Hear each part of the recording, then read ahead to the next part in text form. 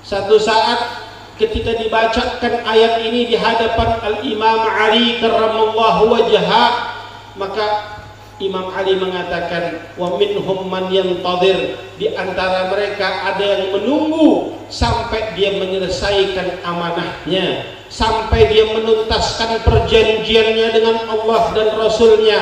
Itu di antaranya, kata Imam Ali, yang yantadhir itu, yang menunggu itu saya.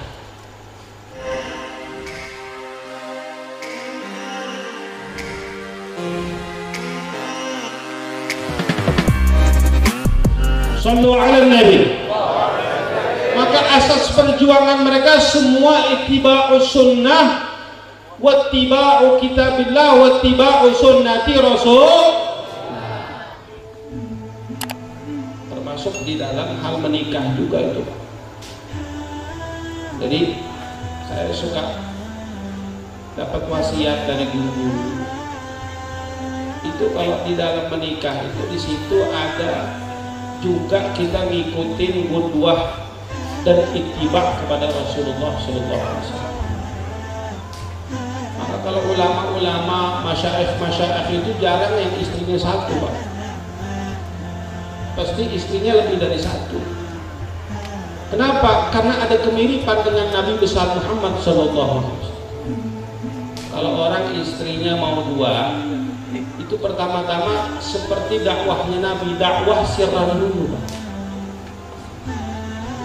Kira-kira sampai di sini paham?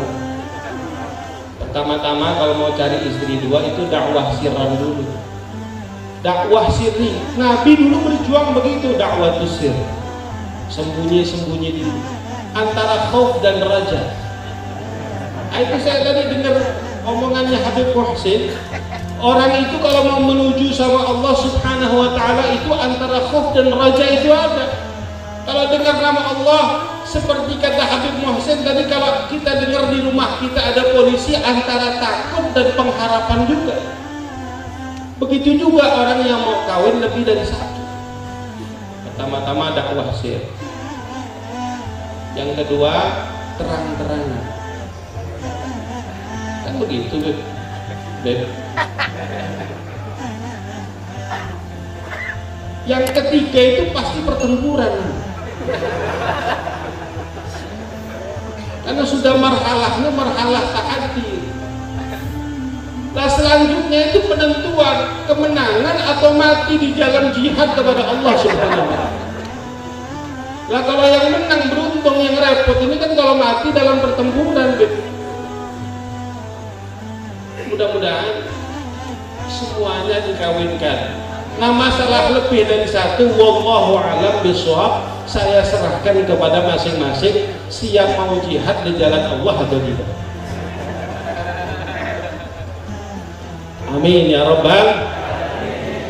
Karena disebutkan di dalam Al-Qur'anul Karim di surat Al-Ahzab, Allah subhanahu wa ta'ala berfirman, minal mu'minina rijalun sadaqu ma'ahadullaha alaih. Di antara orang-orang mukmin mereka ada rijalun, orang laki yang benar-benar laki-laki. Rijalun yang seperti apa itu sifatnya rijalun itu?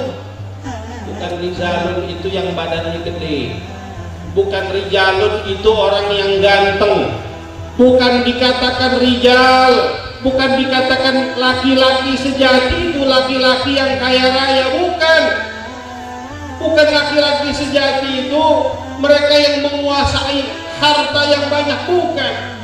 Laki-laki yang sejati itu yang seperti itu.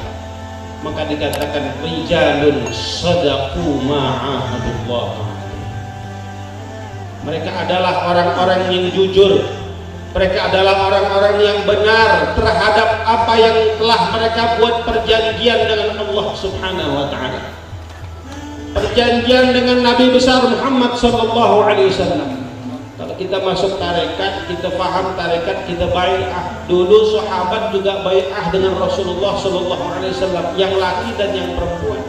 Mereka kalau sudah bai'ah, itu mereka sadaqu ma'ahadullah alaih. Faminhum man qadha nahbahu, kata Allah subhanahu wa ta'ala. dan di antara mereka ada yang gugur di dalam pertempuran. Begitu keadaan para sahabat Rasulullah sallallahu alaihi wasallam.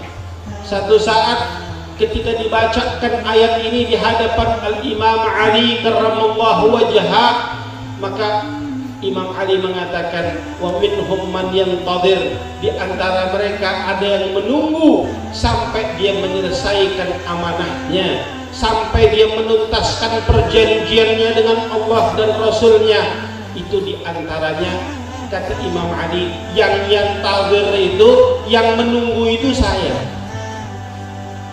Maka di malam ketika Sayyidina Ali itu mau dibunuh, Sayyidina Ali itu bertanya-tanya kepada dirinya, mana ini orang yang kata Rasulullah sallallahu alaihi wasallam, asqan nasu fil alam, orang yang paling celaka, orang yang paling busuk, orang yang paling dimurkai oleh Allah subhanahu wa ta'ala adalah dia yang memukul kepalamu wahai Ali sampai bercucuran darah dengan di atas jenggotmu. Masya Allah.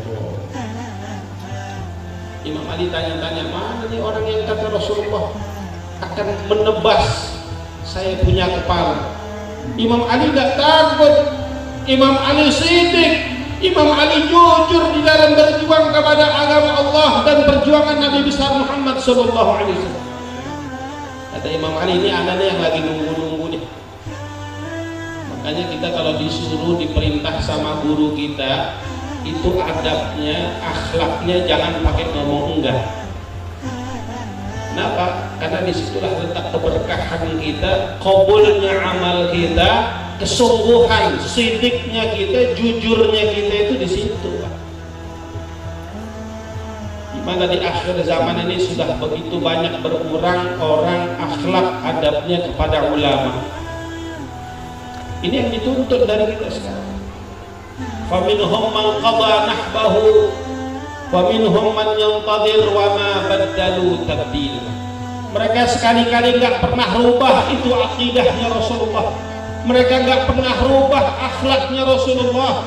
Mereka enggak pernah rubah adabnya Rasulullah sallallahu alaihi wasallam. Aban an abin, dari bapak ke anak, dari kakek ke bapak, dari bapak ke anak. Begitu yang saya saksikan perjuangannya Habib Haidar.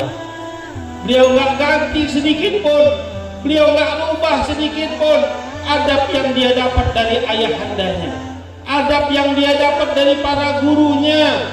Beliau yata'addabu kama yata'addabu abihi ma'a jaddihi.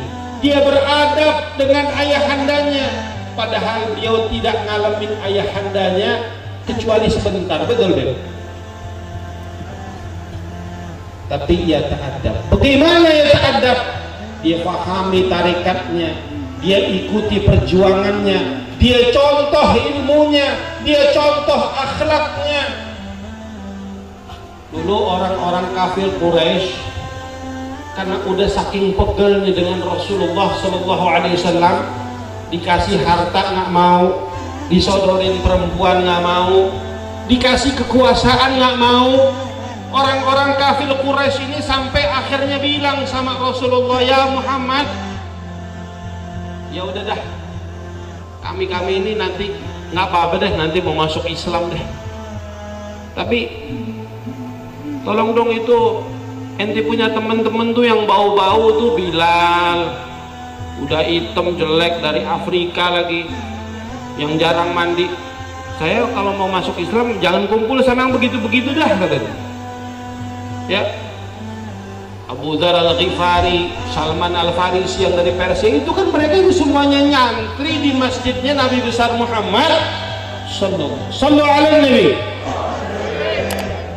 Sahabat-sahabat Nabi, ini Islam adalah agama yang universal, cocok buat orang kaya, cocok buat orang miskin, cocok buat konglomerat, cocok buat orang pinter, cocok buat orang bodoh, cocok buat orang ganteng, cocok buat orang cantik, cocok buat semuanya.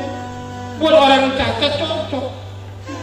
Maka Allah subhanahu wa ta'ala menurunkan ayat. Allah mengatakan, wasbir nafsaka ma'al ladzina yad'una rabbahum bil ghadati wal 'ashyi.